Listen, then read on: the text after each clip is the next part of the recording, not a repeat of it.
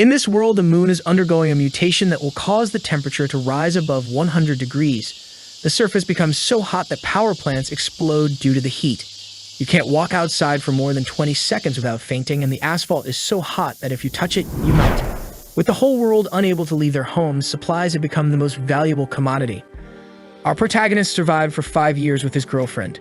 However, as soon as his supplies began to run out, she sent a guy to kill him before everything was depleted. But now, 5 years back in time before it all started, he has the ability to stockpile food and resources.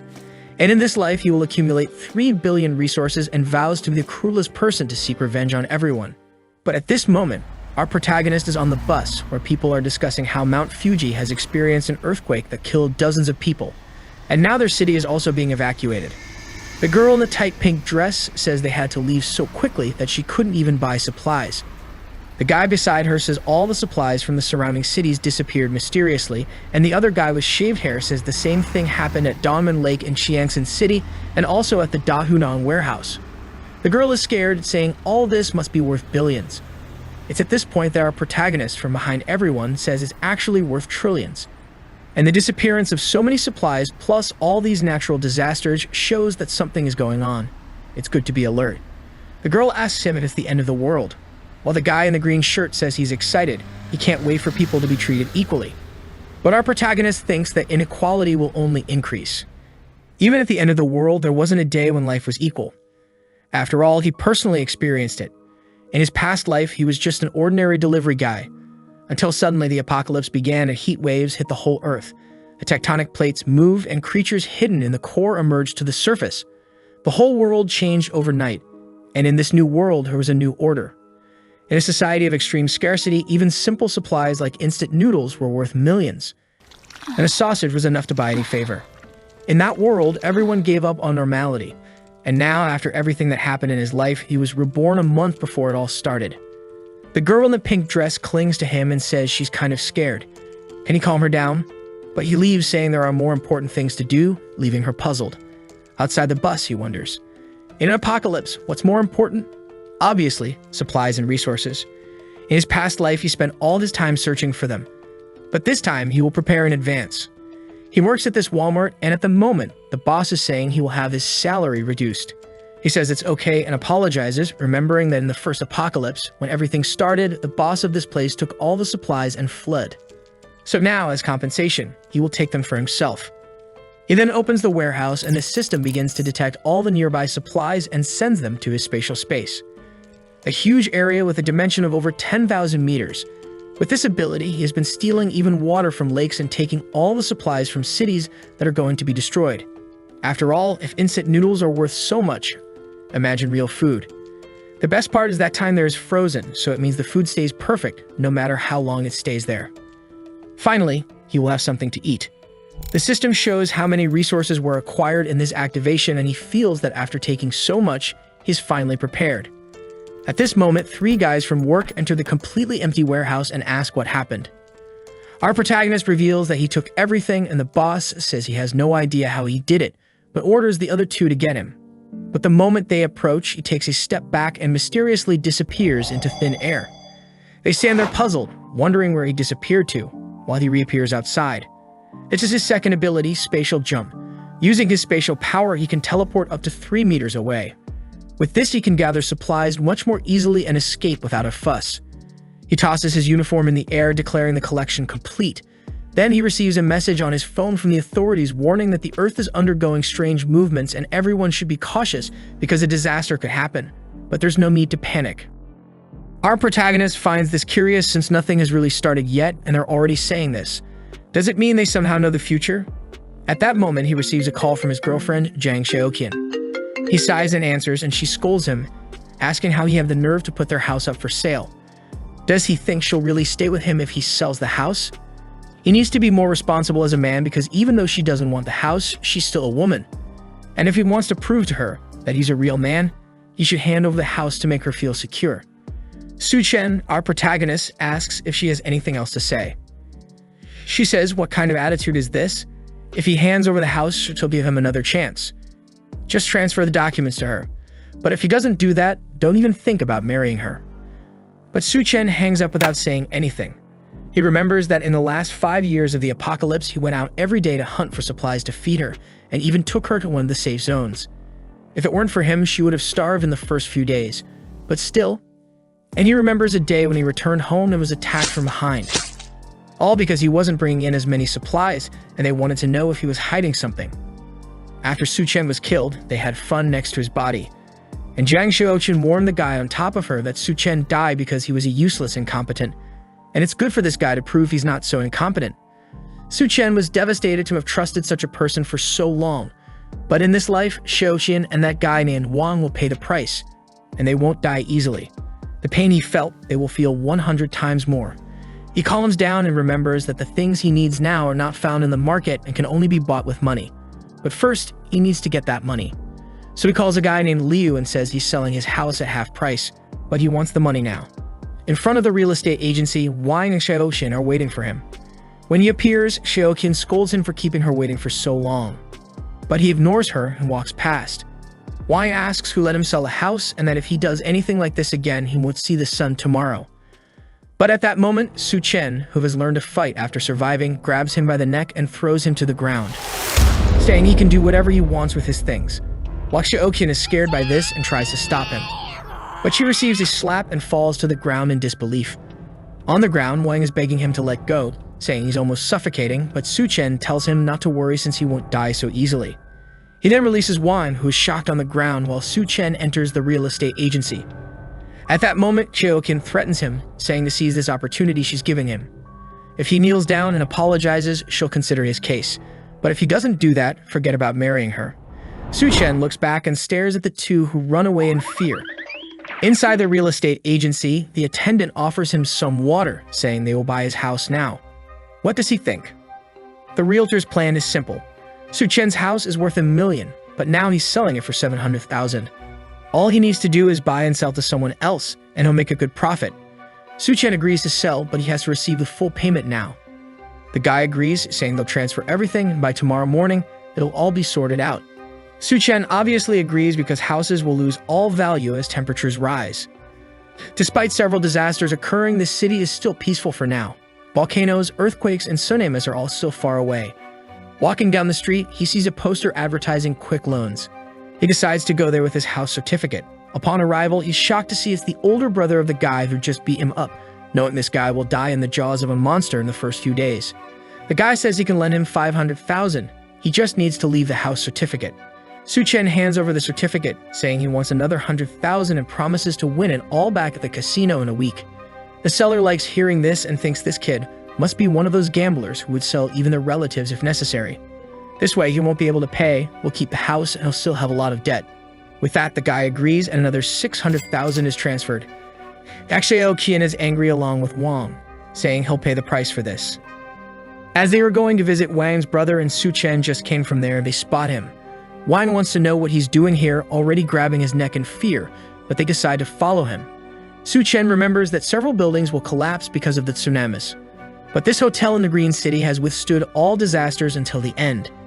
He knows the presidential suite is well equipped and even has a pool. Maybe it's a good place to use as a base for a while. Even at the end of times, this place continued to have food for a long time. He is then greeted by the attendant Liu Xinru, who asks what she can do for him. Su Chen says he wants 1,000 tables for a banquet, startling her. She offers some table options, thinking this kid must be the son of someone very rich. He says he'll want the table that costs 10,000 each and will make a deposit of 500,000. When everything is settled, he'll make the rest of the payment. She is somewhat incredulous, but says to follow her to make the payment, thinking that even though this payment of his may not be much, someone who easily spends 500,000 surely has more to spend, so it's best to facilitate the process. Entering the room, she asks if he's getting married. He says yes, and all this is for a wedding, and he also wants the presidential suite. Sometime later, he's leaving the hotel all happy. He got over 10 million in food, spending 500,000 with the advance deposit. And it doesn't matter about the rest, since when the apocalypse begins, the ice blocks he'll have will be worth billions. Watching him leave, she thinks whoever marries him is a lucky girl. At that moment, Xiaoqun appears and asks what that person was doing. The attendant asks who she is, and she says she's Su Chen's girlfriend. The attendant then says her boyfriend ordered a banquet for over 1,000 people and paid 500,000. To have a boyfriend like him, she's really lucky. However, the attendant is looking and thinking this girl is at most a 7. But she has a good body. Why do rich guys always like women like this? Xiaoqian and Yang are shocked. A $10 million banquet? The attendant says it's the case and that maybe she hasn't realized, but many rich people do this. They get into relationships and hide all the money they have until the day of the wedding. Xiaoqian starts to believe this, and Wang thinks it's impossible for that loser to have so much money. However, the attendant shows that she received the transfer of 500,000. On the street, Wang is asking Xiaoqian, who is he going to invite to a 1,000-person banquet? Now Xiaoqian is confident, saying, "You really don't understand, do you? He's trying to introduce me to the circle of millionaires he knows. Only then will he reveal my identity." Wang is wanting to become a mountaineer and venture into the mountains, but she slaps him. Thinking that she has to create as many opportunities as possible to stay with that loser while imagining herself as a wealthy lady in a chair being pampered, her eyes sparkle.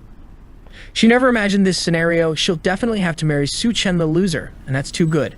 Meanwhile, Su Chen is just tallying up what he's done. 700,000 for the house, plus 600,000 loan and 500,000 for the banquet. And now that his name is about to be tarnished, taking out a bunch more loans wouldn't be bad. So he installs all the banking apps on his phone and starts taking out a bunch more loans.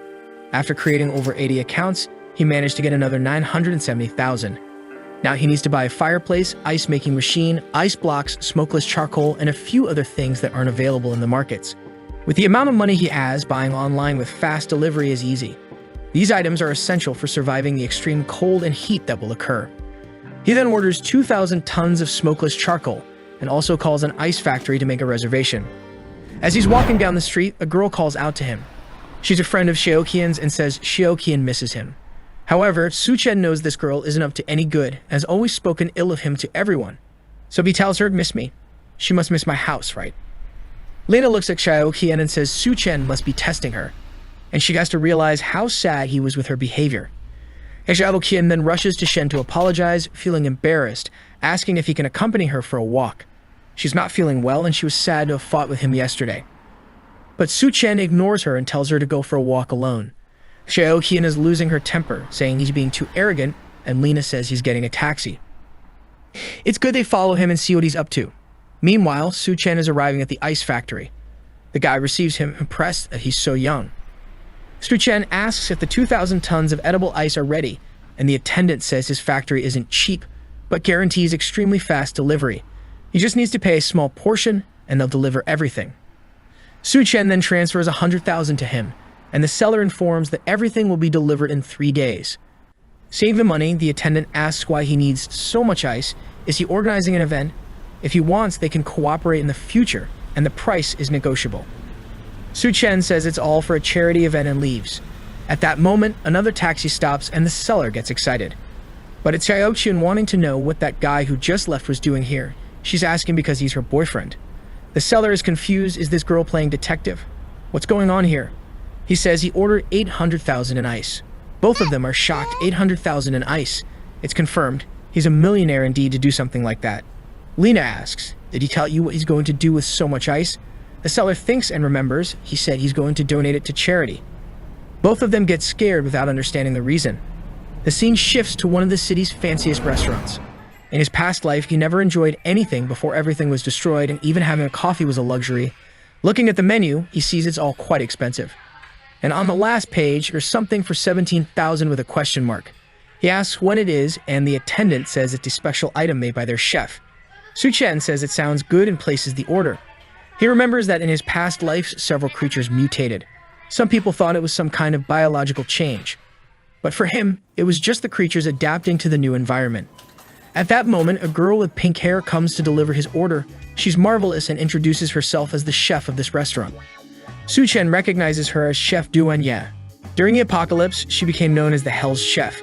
She had some kind of magical culinary ability that turned corpses into edible things. And in a world of scarcity, no one could resist temptation. However, the dishes made with mutated creatures always ended up killing people. Seeing his expression, she wonders, does he think that a beautiful girl like me would poison his food? And then she tells him that the dish she served is called Two-Faced Life. It's a meat dish with different preparations on each side. Su Chen tries it and says it's really worth the $17,000, while thinking it would be wonderful to have her at home to cook. Outside, Lena says she heard this restaurant is really expensive. and Xiaoqian says she can't wait to become a rich wife. So Su Chen decides to go to one of the city's most expensive bars since soon it won't be possible. As soon as he sits down, a bunch of girls surround him asking what he wants to drink. He starts drinking with them, and when he looks to the side, there's a girl sitting there. Her friend says she was betrayed by her boyfriend and came here to have some fun. The girl says her boyfriend didn't even sleep with her and cheated on her with an old woman. Why do all men act like that? Su Chen says it's because men's instinct to reproduce is ingrained in their DNA and mind. Suddenly, she drinks her entire drink and asks if he's single. He's confused, but she approaches and asks if he's interested. At that moment, Xiaoqian and Lina enter the bar looking for him. And at a table in the corner, they see him with the 3 girls. Su Chen tells her they can go up to a room and she seems to agree, so the two rush off. It seems the desire between them is strong. Xiaoqian and Lina shout at him to stop, but the two run to the room, enter, and close the door. He apologizes to her for those two, and the girl timidly says it's her first time. Su Chen feels awkward and flicks her forehead, saying she must be drunk to do something like that. He tells her not to leave the house for the next few days and to stock up on food. She says she understands. And then he says a girl like her shouldn't be in a place like this. With that, he closes the door and leaves, thinking it's a shame, but he won't be able to seize this opportunity. When he leaves the room, Xiaoqian and Lina are kicking all the doors. But he easily leaves, and the next day he receives all the delivery trucks, from the ice, charcoal, to the banquets. Wang is confused in the crowd, wondering why the hell Su Chen rented such a huge warehouse just to receive so much stuff, and now even Xiaoqian is getting confused, wondering what he's doing. At that moment, Lina points out that the banquet from the Green City Hotel has arrived. They're laying out the carpets and organizing all the tables beautifully. Could it be that suddenly a bunch of people will arrive, and you will declare his love for her and propose? Xiaoqian is now all haughty, saying that even if he proposes, she'll still think about his case. They say they need to see his sincerity and decide to go talk to him. She then goes to Su Chen and asks why he's buying so much stuff. And Su Chen says he'll explain later, but can she help him organize everything? Xiaoqian is scared, thinking he's a jerk for making the girl who's about to become rich soon do such hard work. Lina says it must be some kind of test to see if she's qualified to become a rich girl, and at that, Xiaoqian changes her attitude and says she's not that weak type of woman. She knows how to be delicate but also knows how to work and starts carrying the boxes. But she's dying of anger, saying that when she becomes a rich woman, Su Chen will pay. At that moment, Lina comes to try to seduce him, saying she'll help carry the boxes. In her mind, she's sure that someone as rich as him won't have just one woman, right? As long as she shows a bit of what she has to offer, she might at least get to enjoy a little. Meanwhile, Su Chen is thinking he can't lose free labor like this. After all, with so much ice and tables to set up, they'll need some help. Some time passes and they finally finish everything. Xiaoqian is dripping with sweat and her legs are shaking. She says she's been carrying stuff since morning until now. As soon as she becomes his wife, she'll make sure to take all his money. Lina, lying on the ground, is also finished, saying that the damn guy really made them carry those heavy ice boxes. Xiaoqian says enough of this test, he has to propose to her right away and start the party or the guests will arrive. And Lina says he needs to hurry up because the food is getting cold. Meanwhile, Su Chen gives a good amount of extra money to all the delivery guys who thank him from the bottom of their hearts. At that moment, Xiaoqian comes and asks, Su Chen, don't you have something to tell me? Su Chen says yes, he thanks her for the help, but unfortunately, there's no payment for them, so they can leave now. Xiaoqian is shocked and tells him to stop joking. The guests are already arriving, not to mention there are 1,000 tables. Why doesn't he just reveal that he wants to marry her so they can have a good life? Su Chen looks back and says that's impossible for him. After all, he's already sold the house and accumulated a bunch of debts. They surely want to marry him. Lina says that doesn't make sense. How can someone with no money buy so much ice? Su Chen says he's only doing all this to help his very rich boss who wants to do a charity project. Xiaoqian loses her temper and anger and attacks him, saying he's been lying to her this whole time. He says he hasn't lied about anything, while she falls to the ground with a monstrous look, saying he's just a poor loser who can forget about marrying her. Su Chen says he's not interested at all, and she angrily leaves, saying he's a bastard and will regret it. When they both leave, he thinks they'll regret it once the apocalypse starts. He then closes the warehouse door to start storing everything in his space. With that, all preparations are finally ready. Back at the hotel with Wang Dehai, the guy he borrowed money from. Wan Hoyu pulls Xiaoqian aside and tells her not to pay attention to that loser Su Chen anymore. She should stick with him all the time anyway. She's gnashing her teeth, saying she's looking forward to his performance tonight. And Wang tells her not to worry, he'll ask his brother Dehai to deal with that guy for her. Yahello thinks that Wang isn't really that bad after all, plus he has his influential brother. He's definitely better than that loser. Just then, Su-chen says she really throws herself at anyone. She's startled and asks what he's doing there, while Wang points at him and tells his brother it was this guy who hit him. DEHYDRATED says he didn't expect it to be this guy here, and Wang asks if he knows that guy. DEHYDRATED explains that this kid borrowed 600,000 from him and has to pay it back by tomorrow. Wang says that's perfect, they can settle these two things. While Yahello is now happily saying she really got rid of a loser, especially one who owes money to DEHYDRATED's brother. Su-chen says it really is impossible to have a good meal in that place, and DEHYDRATED reminds him that the payment date is tomorrow. Why is he here in this hotel acting like everything's fine? Wang shouts at his brother not even to talk to this guy since he hit him. Shinru then appears and asks what's going on and if they can resolve it. DEHYDRATED says if she forces that kid to kneel down and apologize, they can let it slide for today. She then asks Su-chen what's going on. He says it's just some pests bothering him. DEHYDRATED then bangs on the table, saying he was only calm because his payment is due tomorrow. But from afar, a guy with a goatee asks what's going on and who let him cause trouble here. Su-chen and DEHYDRATED recognize this guy as Gao Kang. DEHYDRATED starts apologizing, asking what he's doing here. Gao Kang says he has important matters to discuss here today, and it's not for him to cause trouble. DEHYDRATED knows this guy is an entrepreneur but is involved in various underworld activities, and he has a lot of people under his command, so it's really not good to go against him. And with that, he apologizes, saying he'll come back later. Su-chen recognizes this guy as Skull Crusher.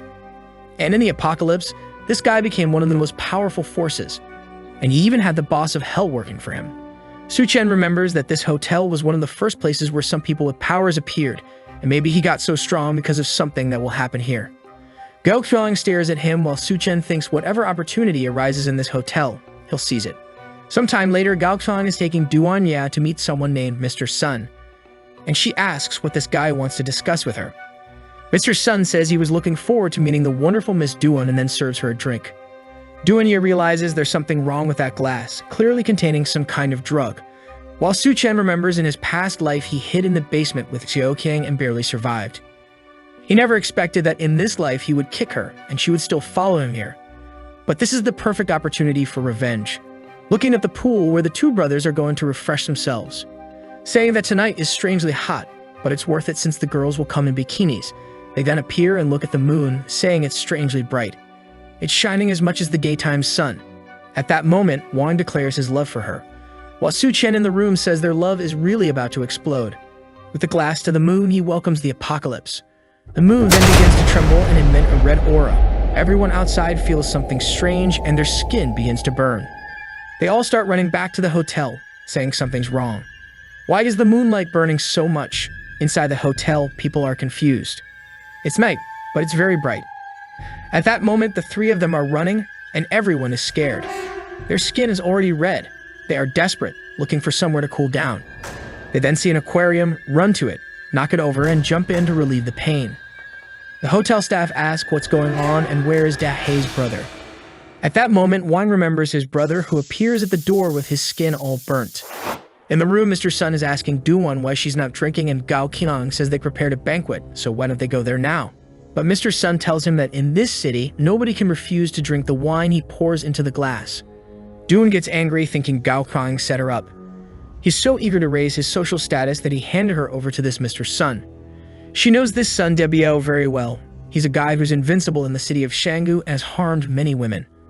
And today she became his target. She's absolutely sure there's something wrong with this wine, so she can't drink it.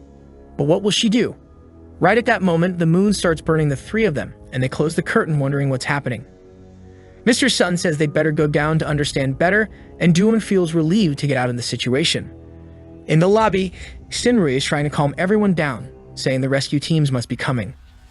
Gao Qiang asks one of his henchmen what's going on. He explains that suddenly the moon shone red and the temperature outside rose by over 70 degrees. In the news, they're saying that a lot of people have already been injured and burned. Mr. Sun calls the minister and asks them to send someone to pick him up. However, sometime later, he tells Gao Qiang that unfortunately it seems they're having some problems and won't be able to make it. Meanwhile, DEHYDRATED is in agony with his entire skin burned. People are trying to apply some burn ointments, but it's not enough. Not to mention he needs to be taken to a hospital, but with his high temperature outside, it will be impossible. He says he'll call a friend to come pick him up. The friend answers the phone, saying it's in the middle of nowhere, but okay, he'll come. As soon as he leaves the garage, he sees it's too hot and gets confused. The heat is so intense that the tires burst, and gets out of the car, calls his friend to let him know he'll be delayed, and runs away. However, the sole of his shoe melts and he slips and falls to the ground. Looking sideways, he sees another person lying there, already a dry corpse. He gets scared and tries to get up without realizing that half of his face is already on the asphalt. Everyone in the hotel is startled when he screams on the phone. While all this is happening, our protagonist is in his room with controlled temperature. He's sleeping soundly in bed, and government announcements are already being made.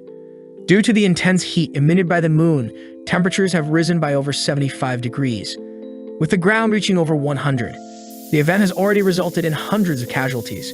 Please stay indoors to avoid skin and respiratory burns. At that moment, one of the power plants explodes due to excess heat, cutting off some communications. DEHYDRATED says he lost contact with his friends. While everyone is in the last room left in the hotel, Xiaoqian and Lena are complaining that they don't want to stay in a room full of men. But at that moment, the power goes out.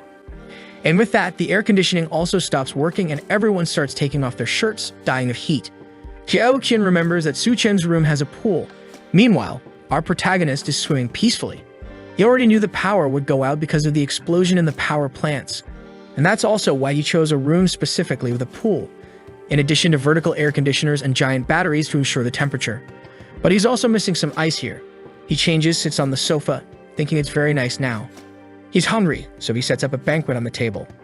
As it's the first day of the apocalypse, he needs a small breakfast, while wondering when that Gochang will have the chance to gain powers. Someone knocks on the door, saying they know he's in there. Our protagonist knows that with the power to teleport and the preparations he made, he doesn't need to worry. So to cause anger and envy, he decides to open the room.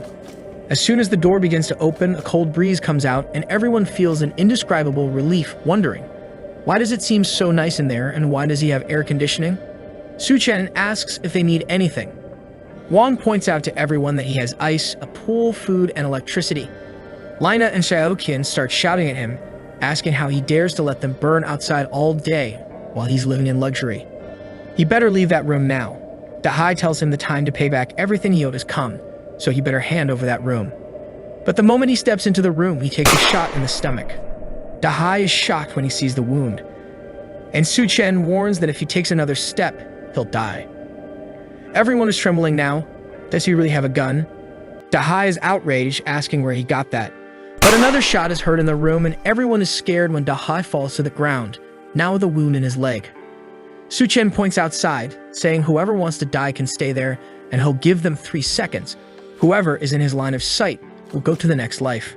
Meanwhile, Gao Chang is talking to Xinru, asking how is it possible for such a large hotel not to have any food. She apologizes, saying they recently had a banquet for over 1,000 people, and the ingredients and food were scheduled to arrive today.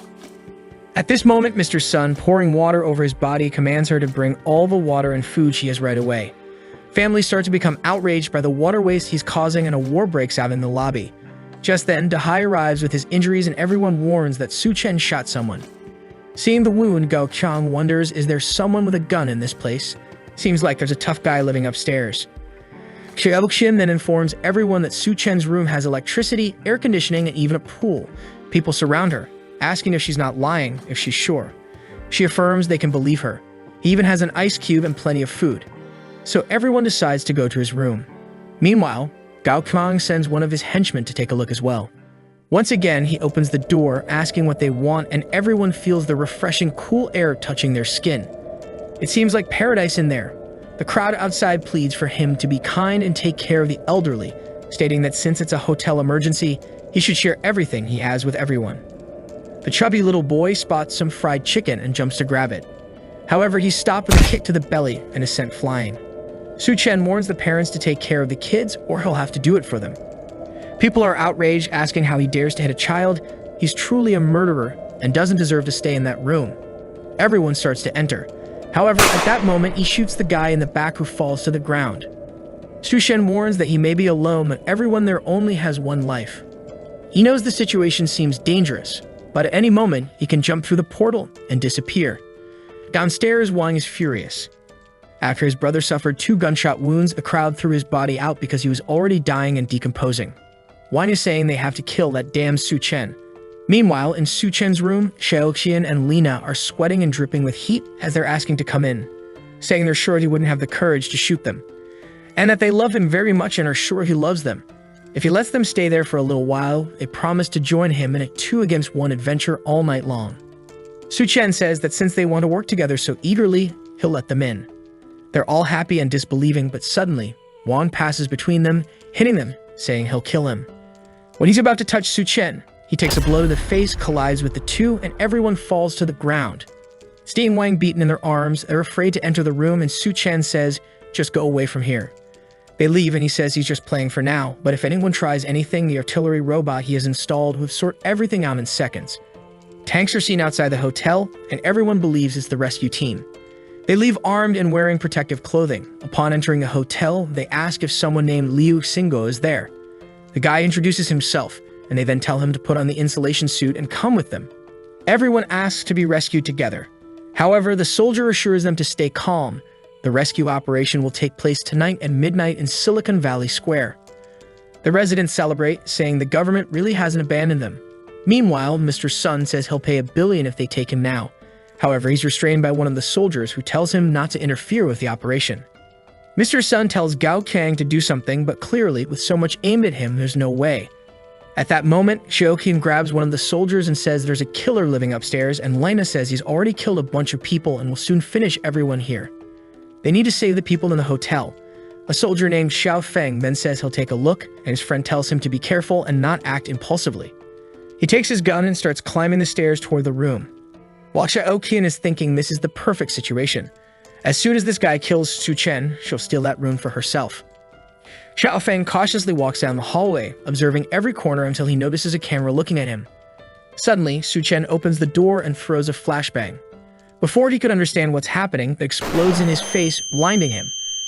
A sleeping gas falls at his feet, and when he crouches, Su Chen appears from behind and hits him on the head. Sometime later, he wakes up in the room, not understanding what's happening and why it's so cold. Su Chen tells him, "Your name is Luke Xiaofeng, and you're a captain of the Special Forces. Now that you're awake, let's talk." Xiaofeng looks around at the ice cubes and asks what's going on here, who he is, and where he got those grenades and weapons. Su Chen says he's just a regular guy who just graduated, and he got those weapons on a trip to the Middle East. Su Chen then asks if the government set the rescue points for tomorrow morning, and Xiaofeng is surprised by the fact that he already knows that information. Su Chen realizes it's all going to be the same as in the past life and warns Xiaofeng that even though the temperature is lower at midnight, people can't stand more than 10 minutes outside. The vast majority will die just trying to reach the rescue point. Xiaofeng says they have no choice since many people are starving in their homes who can't stand the heat anymore. Their only chance is to reach the rescue point, and since it's difficult to modify the vehicles, there's no time to rescue everyone indoors. At least if they put some blankets over their heads, maybe they can make it. Su Chen then suddenly puts his hand on his shoulder and points the gun. Xiaofeng asks him to calm down and says all he wants is to at least warn everyone to go with blankets.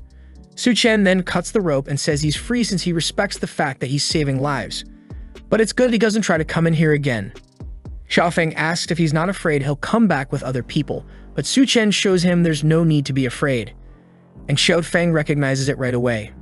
It's a camera with facial recognition and a built-in automatic machine gun.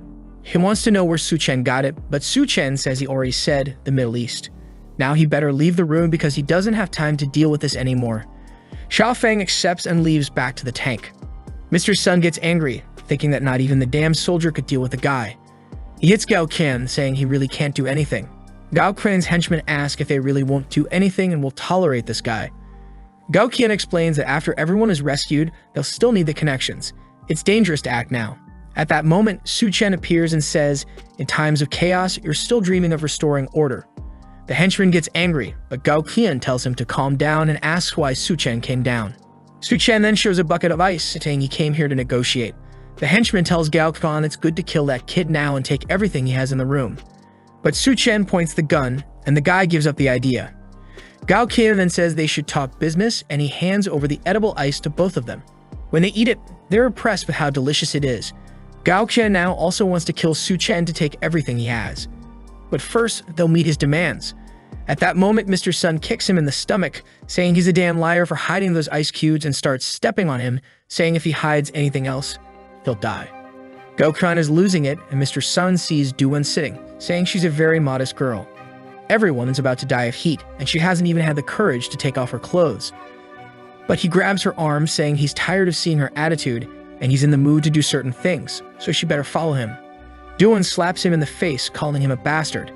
But suddenly, Sun rips her shirt, saying for her disobedience, he'll take advantage first, and then everyone will do what they want.